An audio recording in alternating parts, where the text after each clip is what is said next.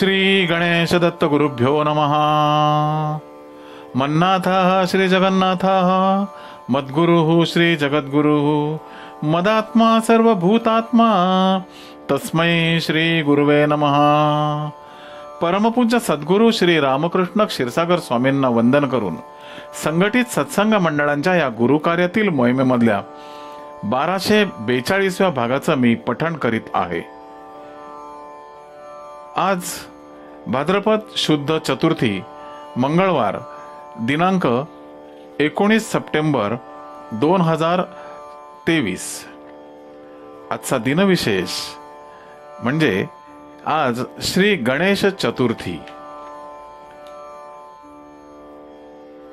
उपदेशामृत संग्रह भाग 4 या ग्रंथातील भगवान श्री दत्तात्रेय सत्संग मंडळ मुंबई बैठक क्रमांक 95 दिनांक 12 डिसेंबर 1987 या दिवशी श्री दत्तात्रेय जयंतीनिमित्त श्री क्षेत्र नगर येथे जमलेल्या सर्व सत्संग मंडळांतर्फे परमपूज्य सद्गुरू श्री रामकृष्ण क्षीरसागर महाराज यांची पाद्यपूजा झाली दिनांक 5/12/1987 रोजी।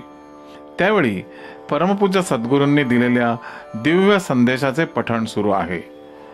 या संदेशाच्या पुढील भागात परमपूज्य सद्गुरू श्री रामकृष्ण क्षीरसागर स्वामी आपल्या प्रासादिक वाणीतून म्हणतात, गुरु स्वरूप आपण ओळखे तैसे ज्ञान देई सुखे, या परते न मागे आणिके म्हणोनी चरणी लागला।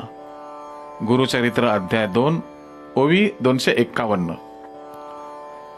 संदीपकांनी ज्या वेळेला गुरुची सेवा केली तर भगवान शंकर त्याला प्रसन्न झाले आणि सांगितले, अरे तुला माझ्यापाशी काय मागायचं आहे ते मागून घे। त्याने सांगितलं, मला काय मागायचंय तुमच्यापाशी? माझे गुरु मला द्यायला समर्थ आहेत, ते रोज बोलू शकतात, तर तुमच्याजवळ मी काय मागण्यासारखं आहे? खरोखर शिष्य म्हणून हे फार मोठं उदाहरण आहे की भगवान प्रसन्न झाले असताना तो त्यांना असं म्हणू शकतो। त्याचा अर्थ तो शिष्य पूर्णत्वाला गेलेला आहे। शिष्य पूर्णत्वाला गेलेला आहे हे ओळखायचं साधन काय आहे? तर मला देवाशी काय मागायचं कारण आहे? तर माझ्या गुरुलाच मला ओळखू दे। तर हे स्वरूप कोणाचं आहे आणि हे ज्ञान देवा तू मला दे, असं म्हटल्याबरोबर खरोखर शंकर त्याला प्रसन्न झाले आणि म्हणाले, तुझ्या मनातल्या सर्व इच्छित कामना पूर्ण होतील। अलीकडच्या काळामध्ये श्री वासुदेवानंद सरस्वती महापुरुष होऊन गेले।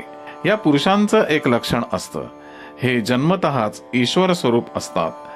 परमेश्वराची भक्ती करणं, परमेश्वरावर श्रद्धा ठेवणं, प्रेम निर्माण करणं, उपदेश करणं, अनुग्रह करणं यांच्या गुरूंनी जरी सामर्थ्य दिलं असेल असं जरी खरं असलं तरी दुसरी एक बाजू त्यामध्ये अशी आहे की कोणाचं तरी शिष्यत्व पत्करावं लागतं, त्याशिवाय तो गुरु होऊ शकत नाही।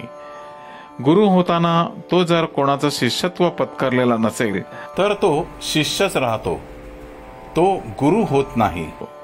गुरु होण्यासाठी कोणाचं तरी शिष्यत्व पत्करावं लागतं। श्रीमंत स्वामी नृसिंह सरस्वती दत्तात्रेय श्रीपाद श्रीवल्लभ अवतारी हे झोपेत असताना त्यांना भेटायला गेले होते। त्यावेळेला पहाटे 3 वाजलेले होते। त्यांनी हाका मारल्या, वासुदेव? त्यांनी विचारले, कोण आहे? त्यांनी सांगितलं, नृसिंह सरस्वती आहे। वास्तविक पाहता देव भक्तांना भेटायला गेला म्हणजे भक्तांना किती आनंद व्हायला पाहिजे, पण घडताना दुसरंच घडलं। त्यांनी विचारलं, तुमचं माझ्याशी काय काम आहे? ते म्हणाले, मी तुला शिष्य करून घ्यायला आलोय। असं होय? आणि वासुदेवानंद सरस्वती हे नृसिंह सरस्वतींचे शिष्य झाले। याचा अर्थ असा आहे की ते जन्मतः पूर्णावस्थेमध्ये होते। अशी ही उत्तम प्रकारची गुरु परंपरा आहे। वासुदेवानंद सरस्वती यांना मी गुरु मानतोच। त्यांच्याच परंपरेने, त्यांच्याच अनुग्रहाने मी आता इथे तुमच्याशी बोलतो आहे। माझे अनुभव सुद्धा असेच आहेत। मला काही असं म्हणाले नाहीत की तू माझं शिष्यत्व घे, पण ते म्हणाले, तू गाणगापूरला ये। निरनिराळ्या शिष्यांना निरनिराळे आदेश दिले जातात। मला वयाच्या 7व्या वर्षी त्यांनी गाणगापूरला बोलवले आणि गाणगापूरला त्यांची माझी भेट झाली। त्यावेळेला मी त्यांचं शिष्यत्व पत्करलं।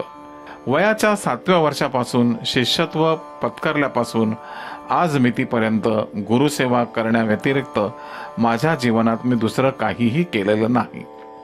आणि ज्या वेळेला आपण शिष्यत्व पत्करतो तेव्हा अत्यंत कठोर प्रसंगांना तोंड द्यावं लागतं. कारण परिस्थिती अशी आहे की शिष्यत्व पत्करल्यानंतर गुरुपाशी तक्रार करता येत नाही. देवा माझं असं झालं, माझं तसं झालं, देवा मला अमकं पाहिजे, देवा मला अमकं नको, हेच पाहिजे तेच पाहिजे, हा अधिकार फक्त तुम्हालाच आहे. हा अधिकार आम्हाला अजिबात दिलेला नाही.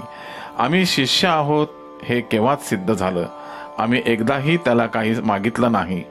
होणारा त्रास, होणारा विरोध, अतिशय निंदा, कुचेष्टा ह्या निमूटपणे सहन केल्या. त्यांनी परीक्षा पाहता पाहता कुठपर्यंत पाहावी की त्यांना कुठे मर्यादा राहिली नाही. मी काही त्यांची गाराणी तुमच्याजवळ सांगत नाही, पण गुरु कसे असतात हे सांगायला काही हरकत नाही. एवढी परीक्षा झाल्यानंतर हा जवळपास 43 वर्षांचा काळ आज लोटला आहे. आज दत्त जयंतीचा जवळजवळ दिवसच आहे. 43 वर्षे सतत अनुभव घेतल्यानंतर त्यामुळे तुम्हाला आज तुमच्या गुरूंची स्तुती करण्याची इच्छा झाली. आतापर्यंत तुमची माझी ओळख नव्हती की तुम्ही माझं कधी दर्शन घेतलं नाही का तुमची माझी भेट कधी झाली नाही, पण तुमच्या गुरुबद्दल कृतार्थतेचे शब्द काढण्याची आजपर्यंत तुम्हाला कधीही बुद्धी झाली नाही. हे थोडंसं कटू सत्य आहे. चुकीचं नाही ना? ज्या अर्थी भगवंताने तुम्हाला अशी बुद्धी द्यायला सुरुवात केली आहे त्याचा अर्थ आपण असा घ्यायचा की हे गुरुस्वरूप आता पूर्णत्वाला गेलेलं आहे. गुरुस्वरूप जसं जसं पूर्णत्वाला जाईल, जसं जसं अनुभवाला तुमच्या येईल, तसं तसं लोकांना ते कळायला लागेल की अरे, आपण जर यांच्याबद्दल कृतार्थतेची भावना व्यक्त केली नाही तर आपलं जीवन काय राहिलं. या वैदिकांनी माझी स्तुती केली, त्यांनी मी कुठेही भारावून गेलो नाही, पण या लोकांना स्तुती करण्याची बुद्धी झाली. त्यानंतर त्यांनी मला असं सांगितलं की आम्हाला जर 5 दिवस आधी बुद्धी झाली असती तर किती छान झालं असतं. म्हटलं का बरं तुम्हाला असं वाटलं? तर ते म्हणाले, अहो, तुमच्याबद्दल आम्हाला वाटलं ते लिहिता आलं असतं. म्हटलं तसं करू नका, वाटेल ते लिहू नका. भगवान ज्या अर्थी तुम्हाला ज्या वेळेला बुद्धी देतो त्या वेळेला त्याची इच्छा एवढीच आहे की एवढं सांगितलं की सगळं कळेल त्यांना. भगवंतांचं हे लक्षणच आहे. श्री गुरुदेव दत्त.